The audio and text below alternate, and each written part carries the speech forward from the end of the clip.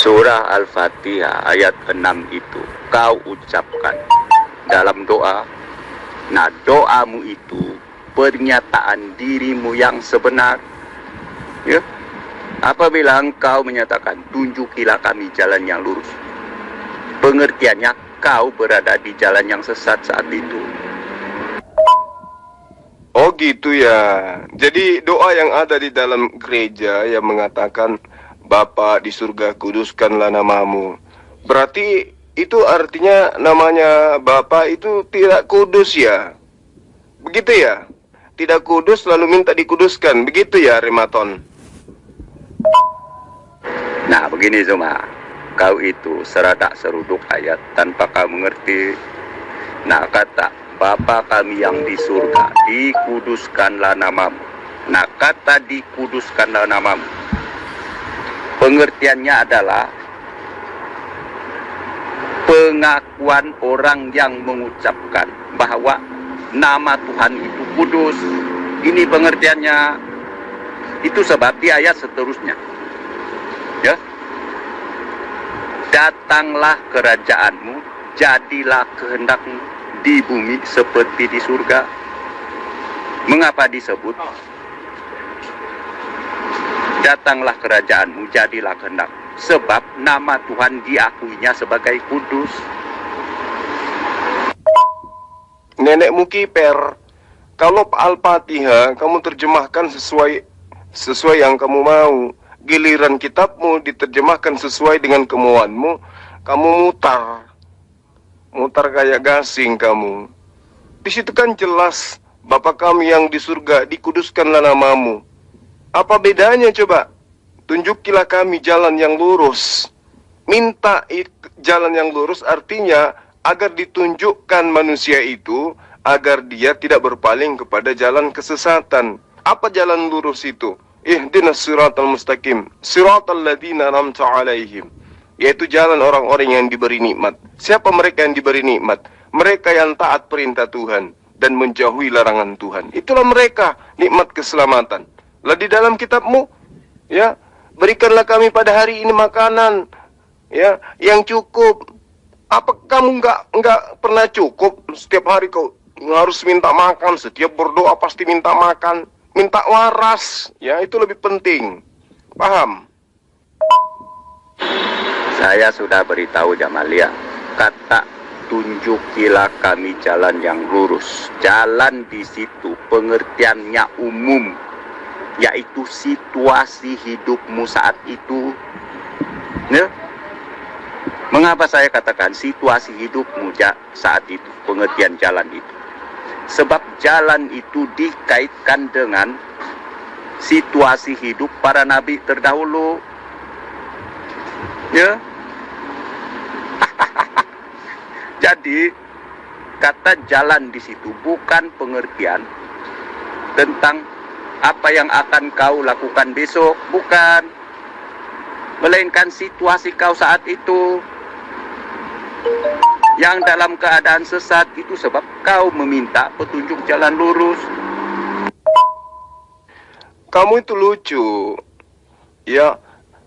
Manusia minta petunjuk kepada Allah itu wajar. Kenapa wajar?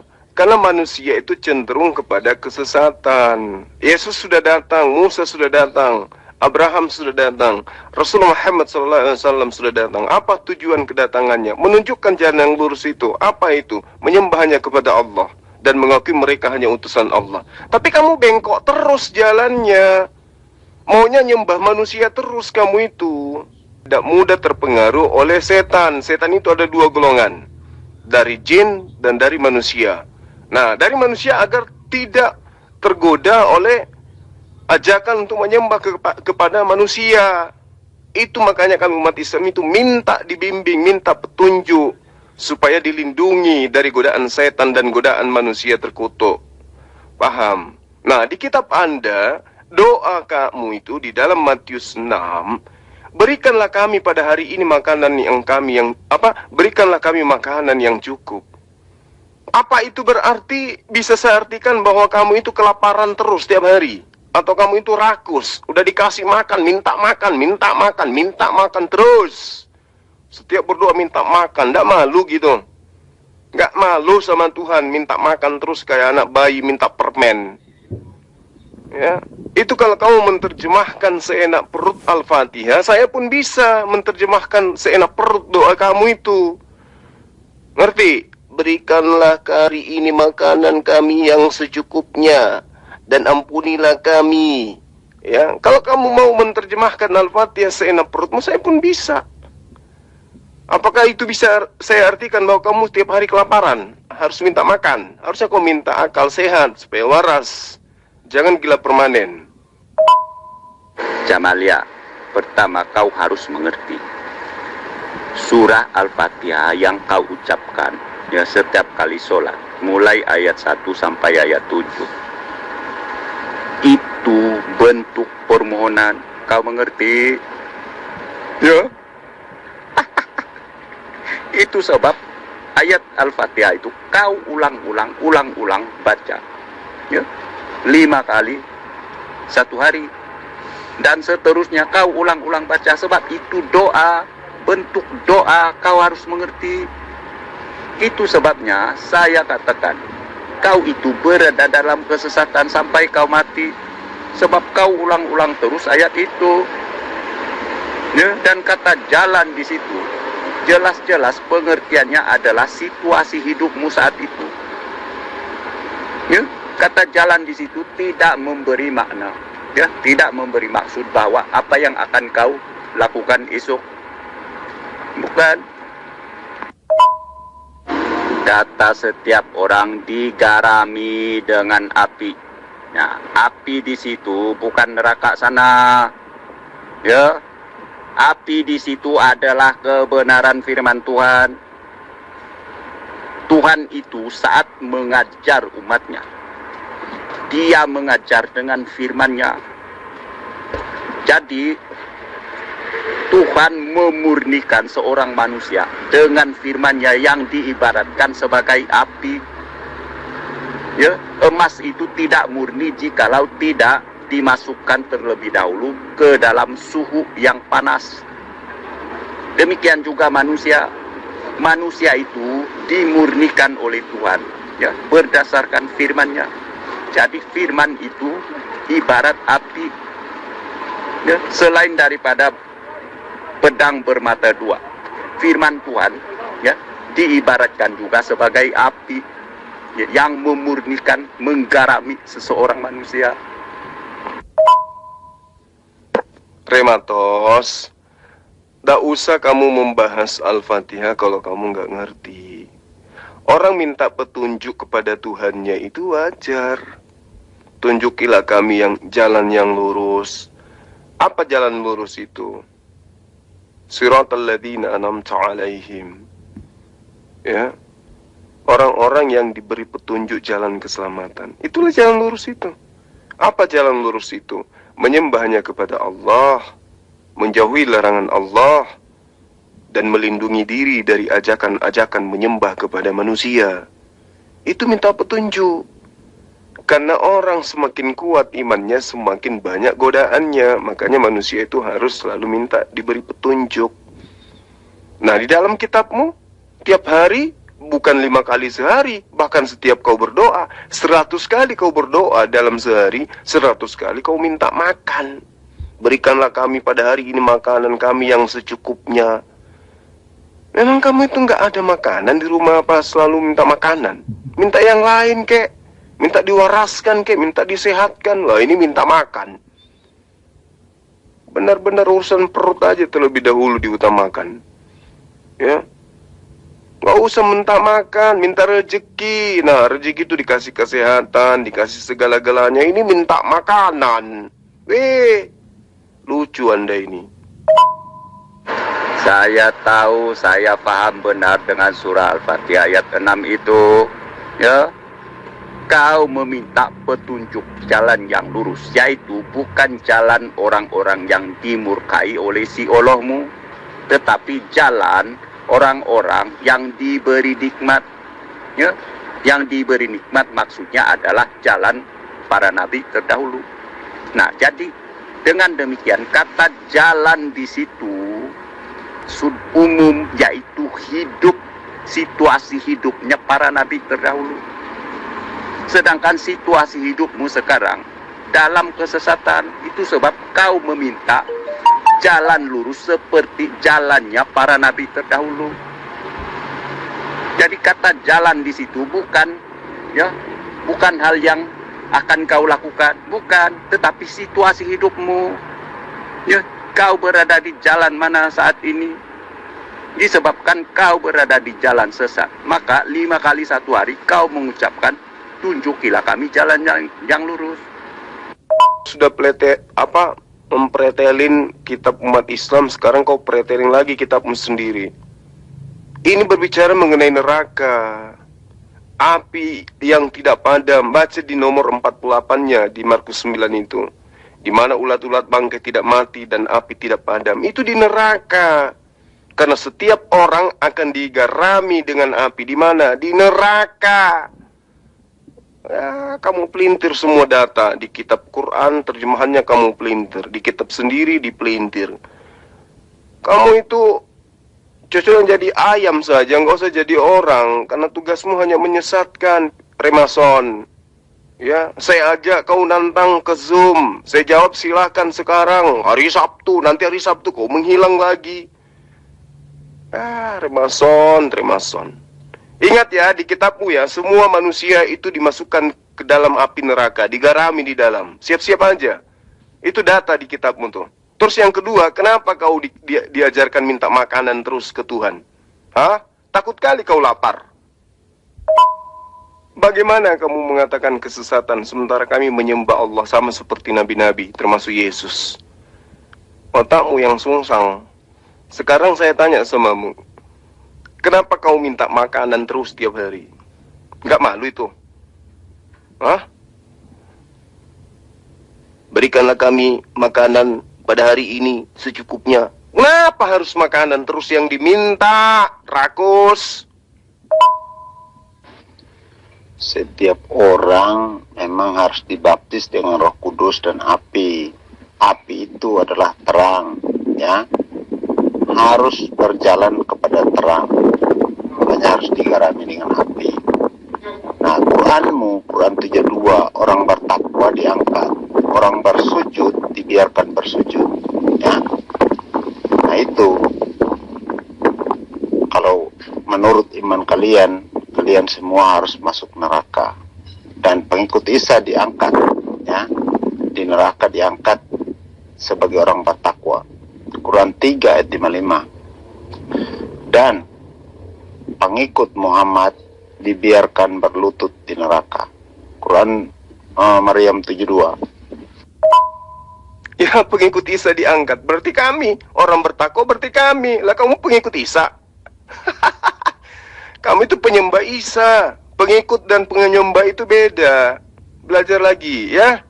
Kirain bisa bantu remason, tak taunya sama aja. Sekarang saya tanya samamu, kok kalian itu rakus sekali ya? Kok rakus, mintanya kok makanan terus?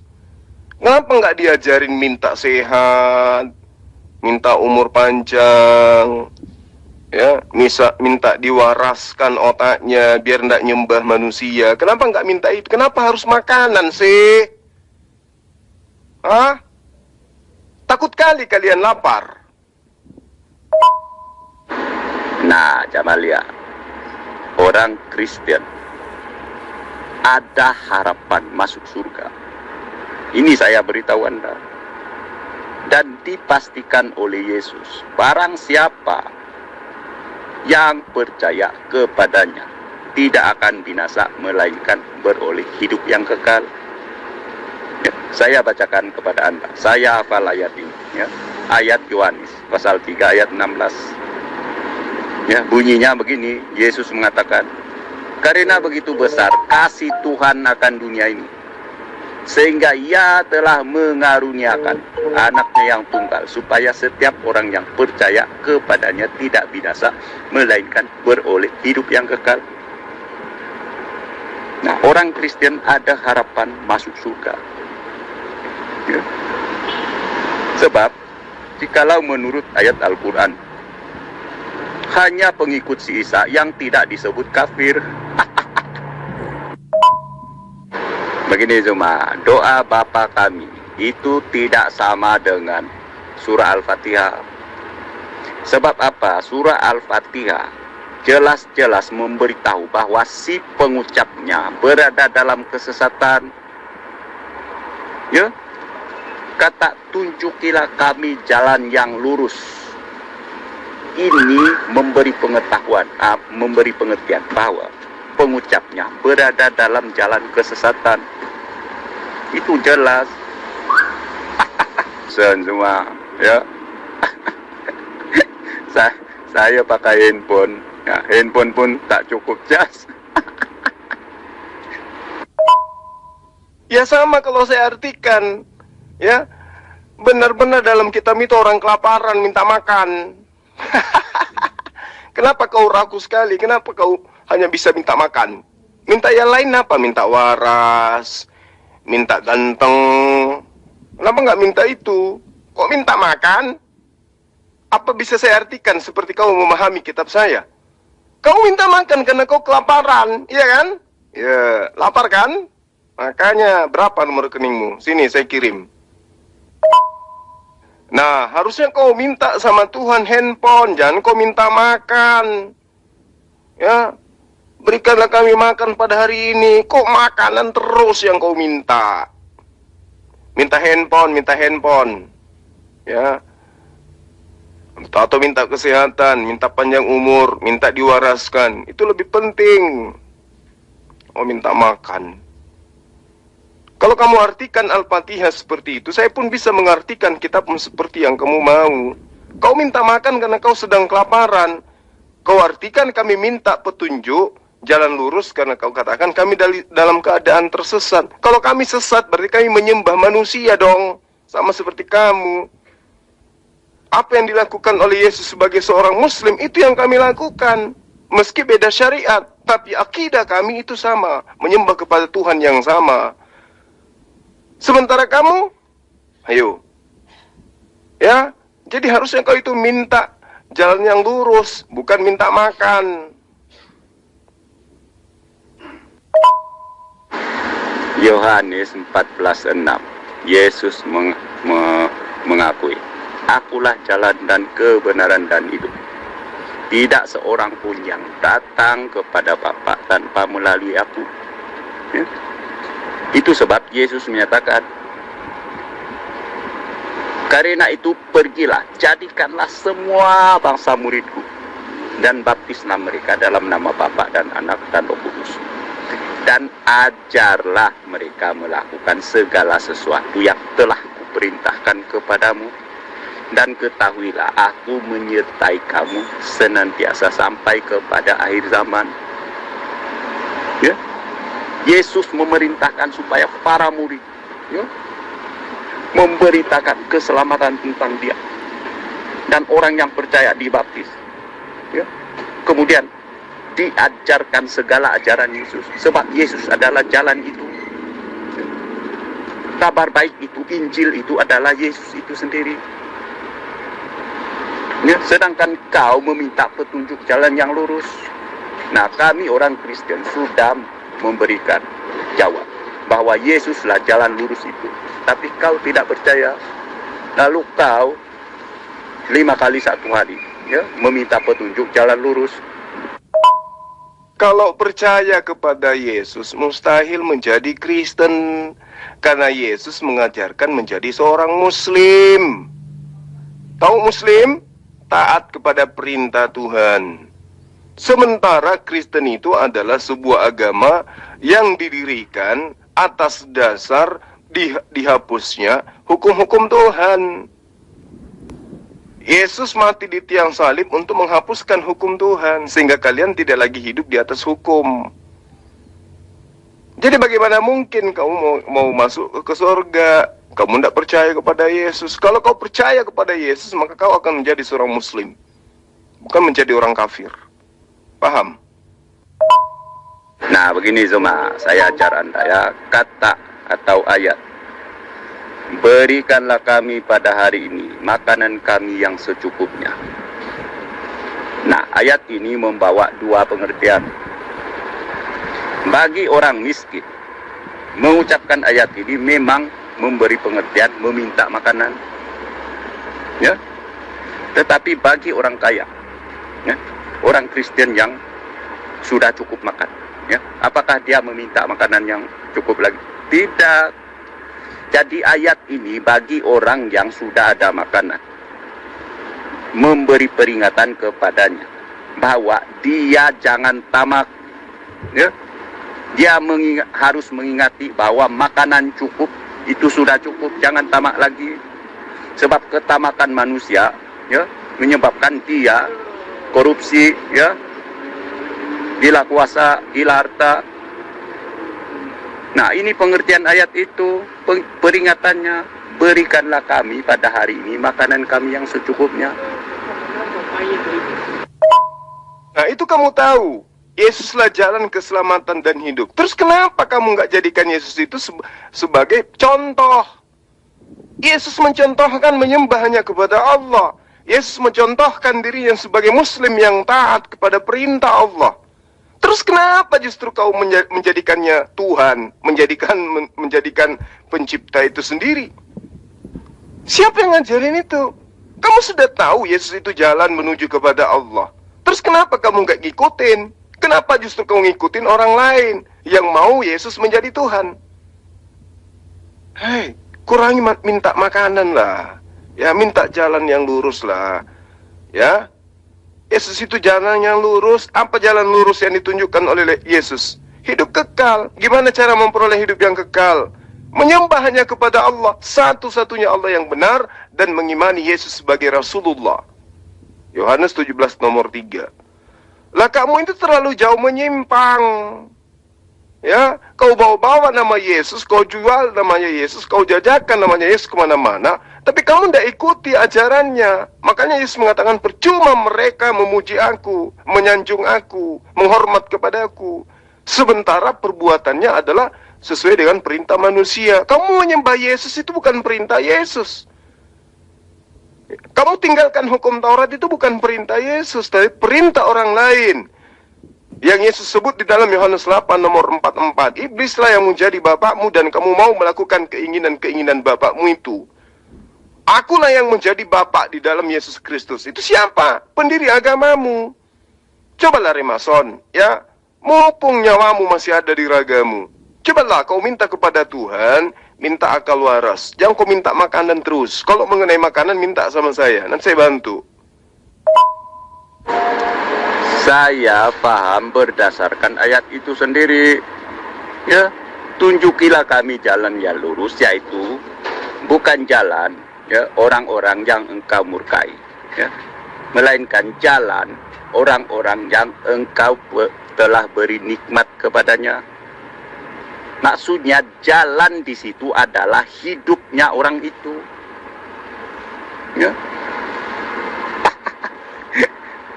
Jadi jalan, kata jalan di situ bukanlah perbuatanmu yang besoknya atau lusanya, bukan, melainkan hidupmu saat itu, situasi hidupmu itu seperti apa saat itu. Nenekmu kiper, kau suka-suka kau memelintir ayat data yang ada dalam kitabmu sendiri. Dasar penyesat kamu. Ini doa. Doa itu tidak mengenal miskin kaya. Enggak, namanya doa. Siapapun yang mengimani kudu wajib mengucapkan itu. Kamu itu memang paling jago kalau menyesatkan. Ya. Berikanlah kami makan hari ini yang secukupnya. Kenapa harus minta makan terus? Hah? Kenapa enggak minta akal waras saja?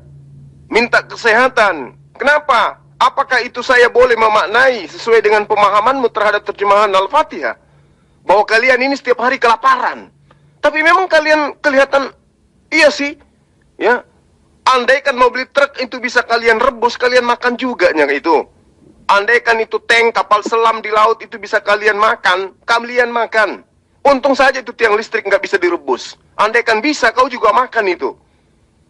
Memang tipikalmu begitu. Dan diajari juga doanya, doa minta makan. Itu kalau saya serampangan, saya minta maaf kalau saya serampangan menerjemahkan, mengartikan, menafsirkan kitab yang ada di dalam ayat data yang ada di dalam kitabmu. Sebagaimana kamu juga melakukan hal yang keliru terhadap Al-Fatihah.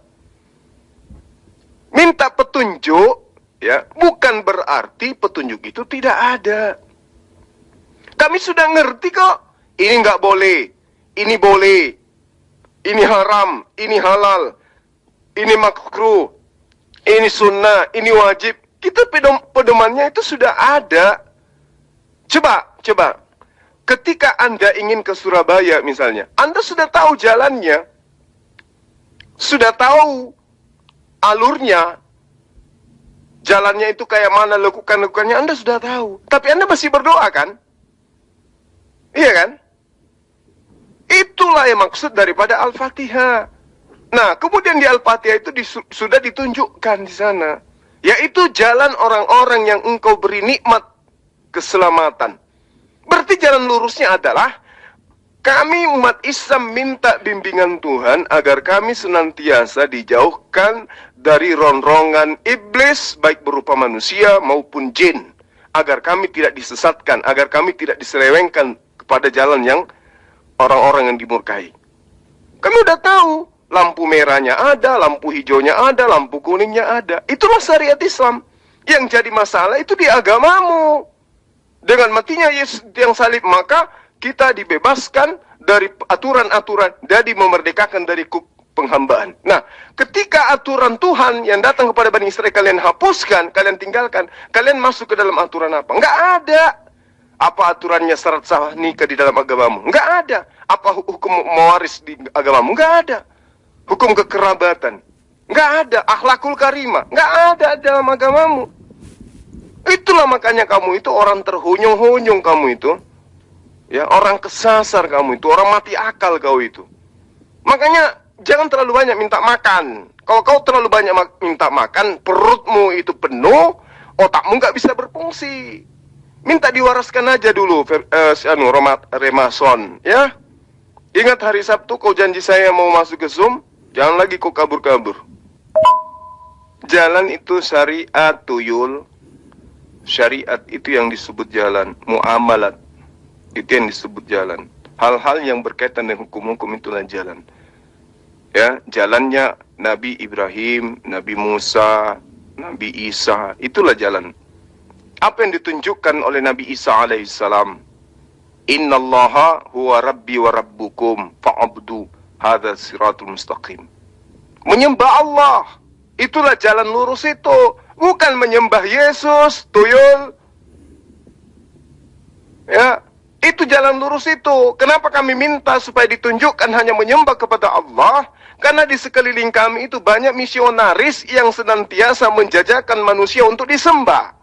Paham? Paham enggak? Gimana mau paham? Kau minta makanan aja terus tiap hari. Ya, rakus sekali minta makan terus. Oke, Remason, ya, karena saya lihat kamu itu udah kabur. Mudah-mudahan sebentar kamu dengarkan VN ini. Ya, saya bukannya menghina, saya bukannya menghujat. Saya minta maaf.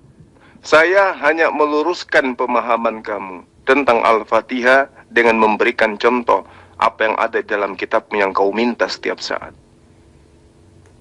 Kami minta jalan yang lurus, artinya kami minta dibimbing. Kami minta diarahkan. Kami minta dilindungi. Makanya di dalam ajaran agama Islam itu ada ayatnya.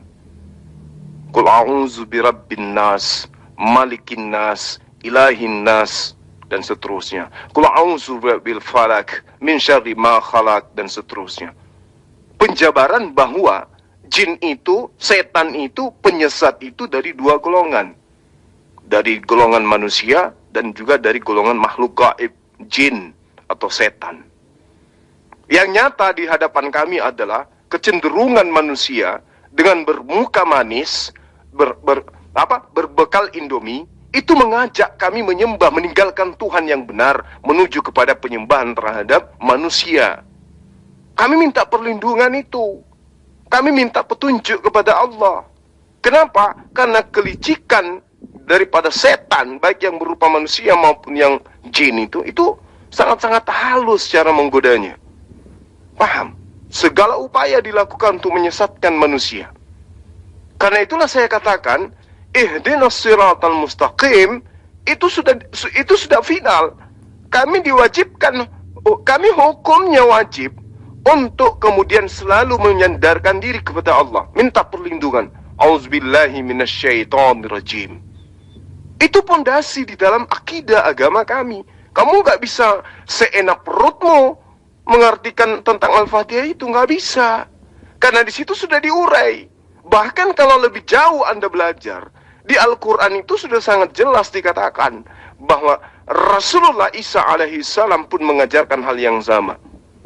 Ya, innallaha, sesungguhnya Allah, huwa, dia itu, Rabbi, Tuhanku, Rabbu, ya, dan Tuhanmu, Rabbuka. Fa'buduh, maka sembahlah dia, sang Allah ini. Penyembahan terhadap Allah dan pengakuan bahwa Isa adalah utusan Allah, itulah jalan lurusnya. Jalan bengkok, jalan kesesatan orang-orang yang dikutuk adalah mereka yang menduakan Allah dan menjadikan Allah itu sebagai Tuhan di antara tiga Tuhan.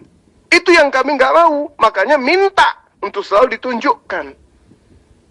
Itu yang perlu kamu pahami. Nah, kalau Anda tetap ngotot mengatakan itu, maka saya pun bisa menafsirkan data yang ada di dalam kitab Anda. Dan faktanya Anda kelimpungan. Doa minta makan itu hanya untuk orang yang miskin, bukan untuk orang yang kaya. Nenekmu kiper lah. Itulah saya katakan kamu itu penyesat. Karena memang Yesus sudah menerangkan di dalam Matius 25 nomor 15, ya, Matius 23 nomor 15, bahwa orang ahli kitab, ya, orang Farisi, orang munafik yang sesama dengan Yesus itu sudah dinubuatkan akan menyeberangi lautan, menjelajahi daratan dan seterusnya untuk mendapatkan pengikut, dan pengikutnya itu 2 kali lebih jahat dari mereka. Jadi orang Farisi, ahli kitab, orang munafik itu akan mendapatkan pengikut, dan pengikutnya 2 kali lebih jahat dari mereka. Dan Anda adalah yang dimaksud. Makanya kerjaan Anda itu menyesatkan terus. Anda menyesatkan terjemahan Quran, Anda menyesatkan terjemahan kitab Anda sendiri. Saya katakan kepada Anda, ya, di dalam Markus 9 yang saya terangkan kepada Anda tadi itu, setiap manusia akan digarami dengan garam api. Paham? Artinya Anda nanti akan masuk ke dalam neraka. Paham itu ya? Dan Anda akan diusir oleh Yesus. Kenapa? Karena Anda menjadikannya sebagai Tuhan, sementara kata Yesus, ya, yang selamat itu hanya yang melakukan kehendak Bapa yang ada di surga. Kamu menyembah Yesus itu ajaran siapa? Yesus pernah mengajarkan. Yesus menginginkan agar dirinya disembah. Bukan, tidak, bukan. Nah, karena itu Remason, kamu belajar lagi, ya. Saya rasa kamu itu masih bisa sembuh, masih ada harapan sembuh kalau kamu itu selalu berdialog dengan saya, utamanya di Zoom. Ingat, hari Sabat, hari Sabtu, saya tunggu kamu ya. Jangan sampai kau kabur lagi.